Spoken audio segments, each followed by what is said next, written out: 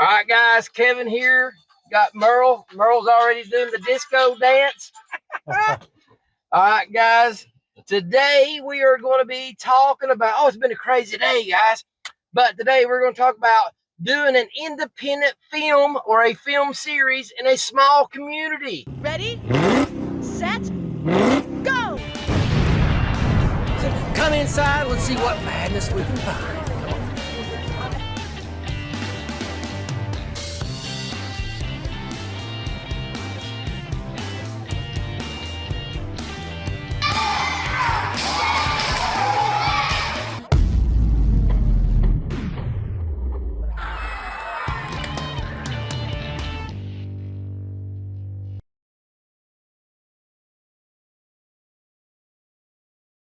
Now, I'm going to kick this off. I didn't give the guys any kind of a head start on this. After making 6 full-length films, I will tell you, there are some pros, but there are some serious cons about filming in a small little community. Because when you're doing an independent film, keyword independent, which means there's probably zero money involved here. So it's all coming out of your pocket. You're begging for favors. You're winging prayer. You try to get sponsors, and one of the worst things you run into, everybody wants to help you out for the sponsorship until you do this. And when you hand that handout asking for the money, when it's time for the money, things have changed. Yes. So because it's hard as an independent guy you can be all proper and create contracts all you want.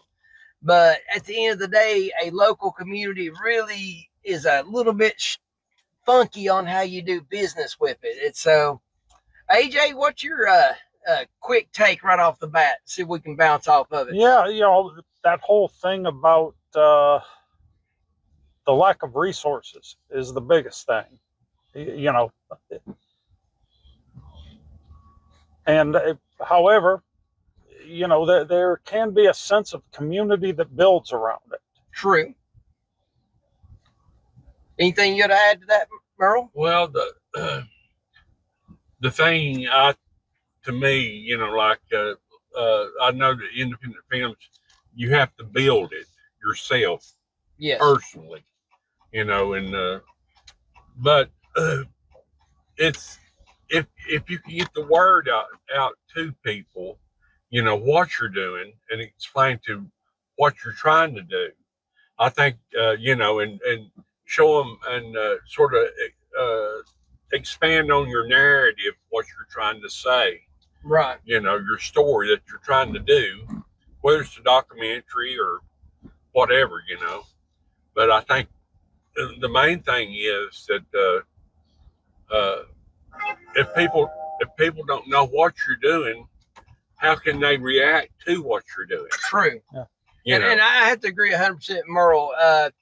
You got to build off of it. And one thing I noticed, a big, huge difference from when you guys, if y'all remember, when we filmed movie 1 and movie 2, we was just starting out, and then also we was talking about vampires and demons. So letting people know what you do can be a good thing, but also can be a bad thing too. Yep. Because not everybody takes demons and vampires as a good thing. So, but anyway, but when we got to movie 3, and that's when I ended up meeting up with, we were wrapping up on 2, actually. I was doing the final editing on it. And I was in Knoxville, Tennessee, and that's when I ran into Santiago Cirillo. And boom, when we got him involved, and at the time, The Walking Dead was on fire. Yeah, they were just, exploding. And he came in that was right at season 4. He was on it. So boom. So when we started advertising to the community that he was involved, boy, really, we went from no one giving a rat's tail what we're doing. Oh, it's those guys doing the vampire thing too. Now, everybody wants to be a part of it. Yeah. We went to, just kind of give y'all a numbers game here, guys. We probably, AJ, what do you think? There's probably 9 of us involved on the first 2 movies, maybe a dozen at time. Yeah. Up to, we had, I think, 43 or 45 people involved time he got involved. And they still wanted more to join the situation. Yeah. And we had to cut it off. Yeah, we it's getting out of hand because And okay, see, guys, that's the good part. Oh, you got all these people jumping on board. Great. Yeah, okay, all that sounds wonderful. But the problem we started running into, people only wanted to come when he was filming. If he was going to be there, everybody showed up. And then when I started having film dates where, hey, we got to set up a scene that had nothing to do with him. Oh, we'll be there. Oh, Santiago's not going to be there. They wouldn't show up. So I'm going to be honest with you. I had to start lying to everybody, telling everybody that he's going to be there. When they showed up, now I had them. Oh, he's running a little late. An hour later, oh, he's not coming. Well, while you're here, let's finish this scene. And that might sound scrupulous, but when you're an independent director, you don't have the luxury of doing a lot of retakes. Rescheduling on an independent film, I've only did it twice, and I will have to say the 2 times I had to reschedule a filming date, they came out gold. It was the best choice, but I tried not to reschedule because AJ, I tell you, wrangling everyone back up when it didn't work out the first time, boy. And usually all it takes is that one person that don't show up, and there I am, instead of making sure everything's ready to go, I'm rewriting the damn script on the fly. And I'm not talking about having to write it perfectly. I'm doing a damn PowerPoint, and hopefully, and this is, I take it to, AJ, I want you to comment, the actors that we ended up getting, even though most of them were not professional actors, other than Santiago, I will have to say, our actors really embodied their character to the point to where I didn't have to overwrite for them. All I had to do was point them in the right direction. Hey, I need you to say something like this. Then I would say, figure it out. Then I'll get over there and talk to the other person and tell them the same thing. Here, I want you to say something like this, but you say it your character way. And so I had to, I didn't really want to, but I had to give some freedom out for these people to become the character. And AJ, I want you to bounce off that. Oh yeah, it's definitely, myself, you've let everything just go in my own words, and it works the same with Matt and Chase also. And then, and like I said, the part, and Meril, I want you to expand a little bit more on this, on getting the community involved more. I know Meril wasn't used to doing that. Merril's a hermit, if you guys don't know. Meril likes to get in his little house and just tinker away for months. Yeah. So Meril, exposing you to the public the way I have, has been shamelessly. Tell us a little bit more about your experience to get involved with the community, like you said. Well,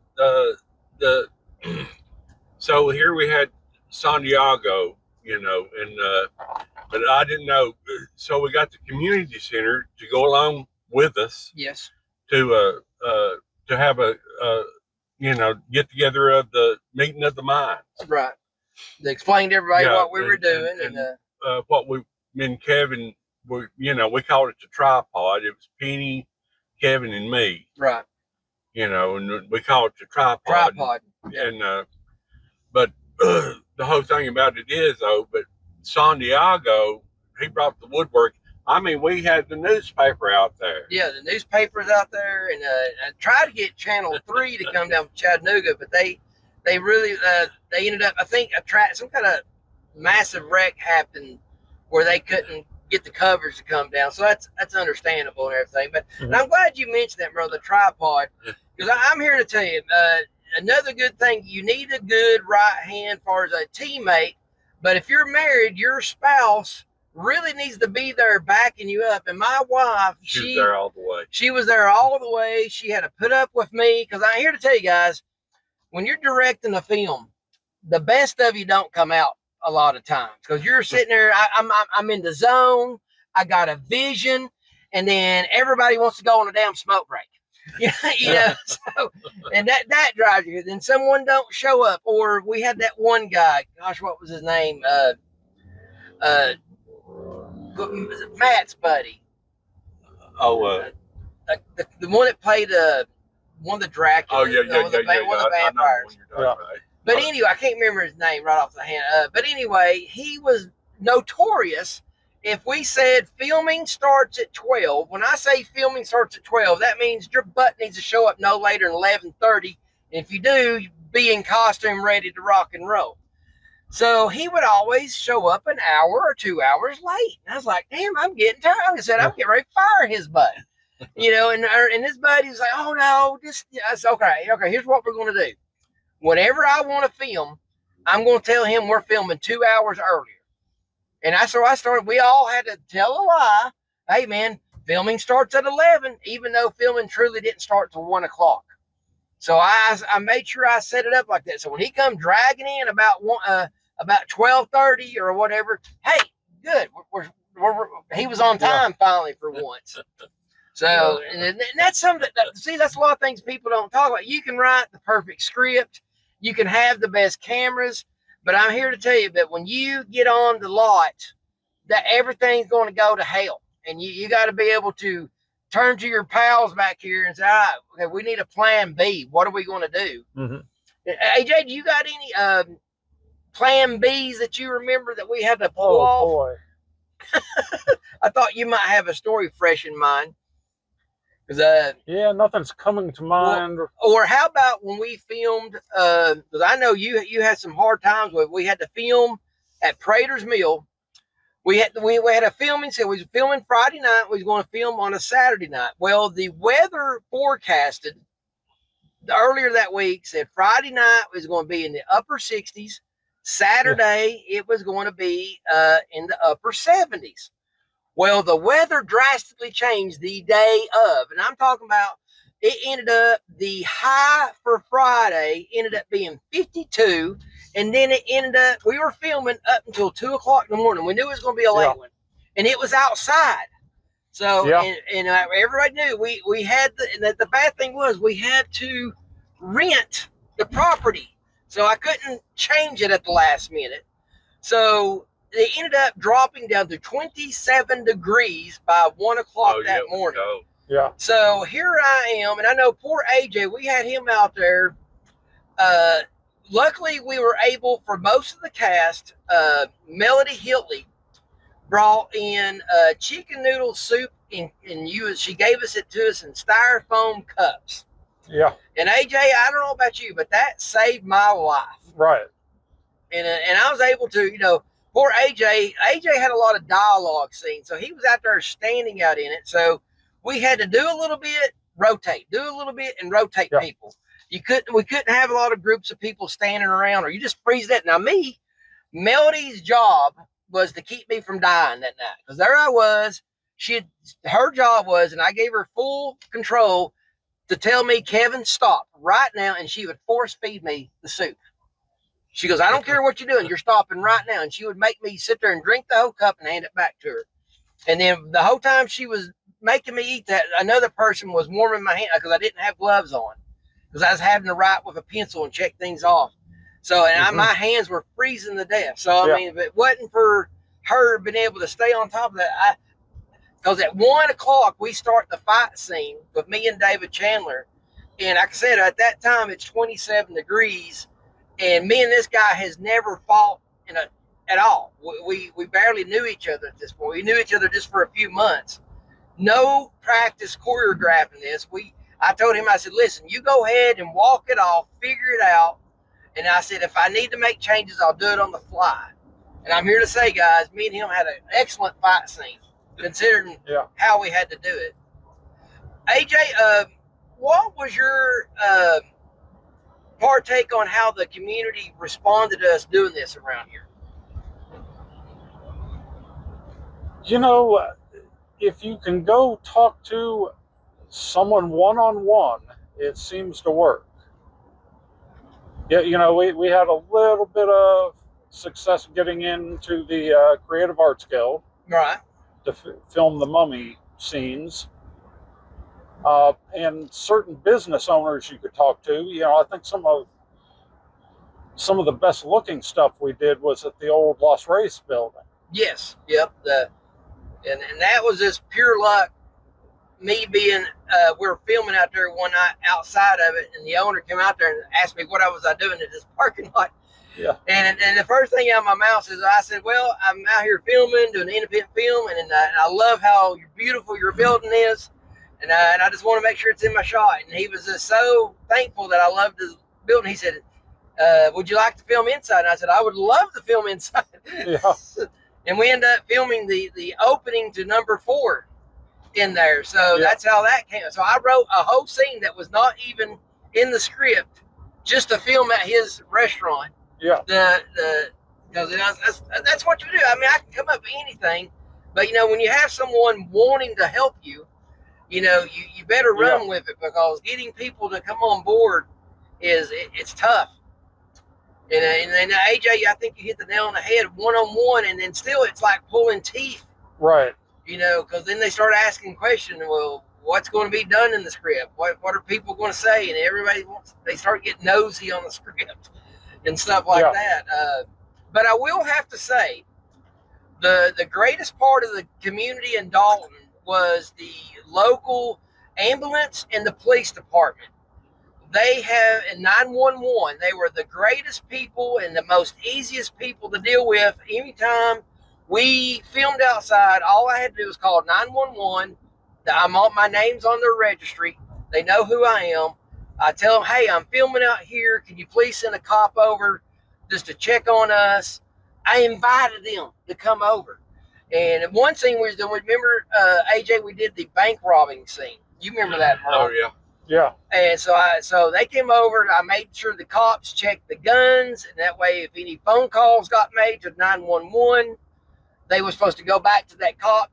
He stayed in that area in case someone called the cops and saying we were really robbing the bank, which we wasn't. Yeah. So that's things you got to think of ahead. And the cops were very thankful that we called ahead and involved them. And then we ended up having Daly, Mr. Daly, Lieutenant Daly, I think his name was.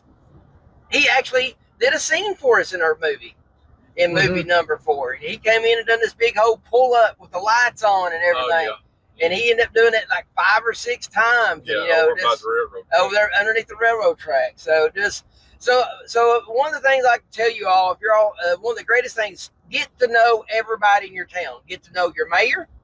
Get to know your police, your ambulance, your fire department. Get to know and say, hey, do you all want to get involved? How can you all help us, and how can we all make you all look good? Because I had this one scene I always wanted to film and make the heroes of the day was going to be the police and the fire department and the ambulance people. That's pretty much the good guys. Everything was going to go all to hell. We were going to die, and the city, the police, and the fire department came and rescued us. That's how I was wanting to end it and everything. And we never got that opportunity yet, but I will get to do that one day, because making them out to be the hero, they deserve that, bottom line. Yeah. And Meril, you got any closing statements you want to make? Well, I mean, we had some good times and we had some bad times. Yeah.